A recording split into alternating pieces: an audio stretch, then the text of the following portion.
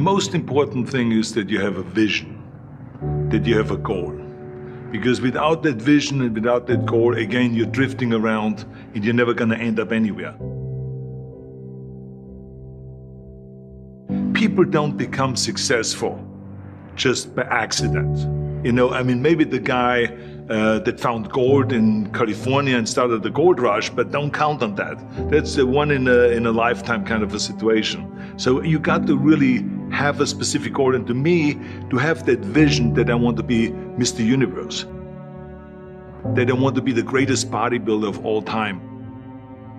That was a great vision, and that specifically to look like Reg Park and to be up there on that stage and to lift the trophy overhead and to win the championship over and over and over again. So that was a great goal. You have to have a goal. Now, it doesn't have to be that specific goal, but it has to have some goal. This is why I always recommend to people, sit down, take your time, and start thinking about, why do you want to work out?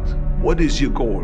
And that can be as crazy as it is. It could be, I want to impress girls. If that's your goal, so be it, but it motivates you.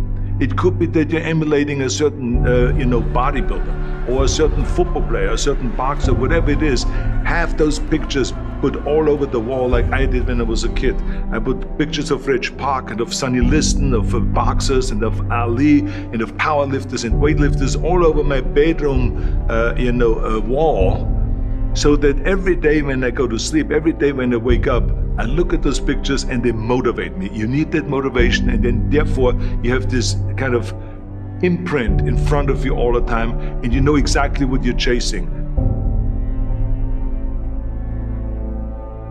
People always come up to me and says, why are you smiling? You're working out 5 hours a day. You're doing the same as the other guys, but the other guys have a sour face. They're pissed off that they have to do another rep or another set or something. I looked forward to another 1,000 reps of sit-ups. I looked forward to another 500 pounds of leg press or squat. I looked forward to doing more and more curls until my arms fall off. Why? Because I knew that every rep that I did and every set that I did and more weights that I lifted, I get one step closer to turning that vision into reality. So I was turned on by that. I was excited. I couldn't wait to get to the gym.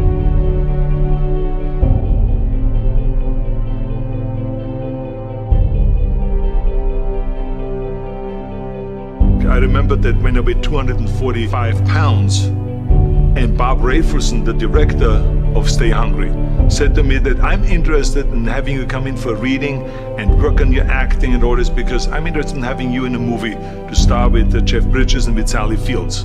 I was delighted about that, and I was excited, and I started pumping up more and more. And then he said, but I don't want you to weigh more than 210 pounds.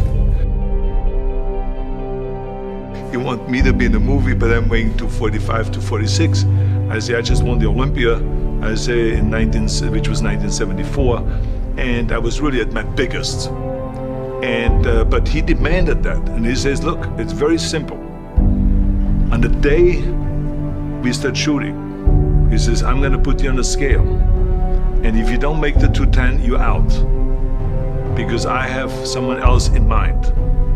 And I worked on it. I started visualizing myself very clearly as a lean athlete, because that's the only way I could lose that weight and all of a sudden get interested in running more. Because up until that point I ran like 3 miles after training or before training or whatever, but now all of a sudden it was 5 miles, 6 miles, 7 miles, 8 miles, and they even ran mini marathons in order to lose the weight. And I did everything with high reps, and I was watching my diet, what I eat and all those kind of things. And but the day before, I remember we were in Birmingham, Alabama. The day before I was at the YMCA with Bob Raferson. He was swimming and I was working out, and I was running. There was a track there and I was running. He says, let's step on the scale. And I stepped on the scale and I weighed 209. So it just shows to you what is possible if you visualize exactly what you want to look like.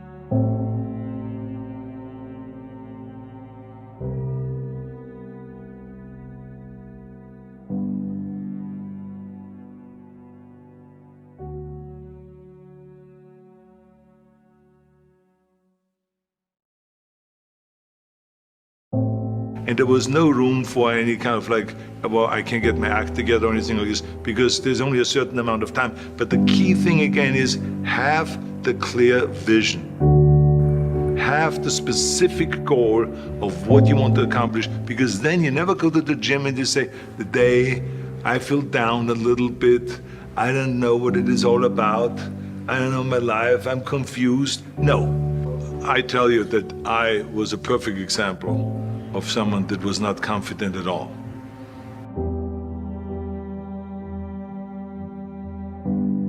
I mean, when I was a kid, I was just like any other kid. I had my hang-ups and problems and all this.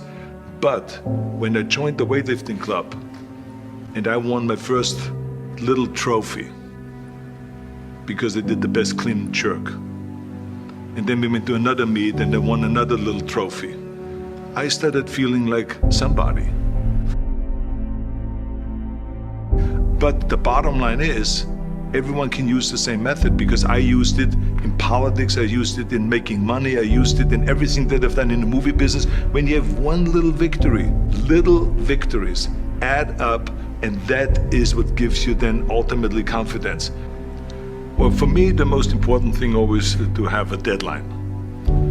So when I, for instance, had a competition, and let's say the competition was in the middle of September, and it was now beginning of summer, so there was no more time to screw around.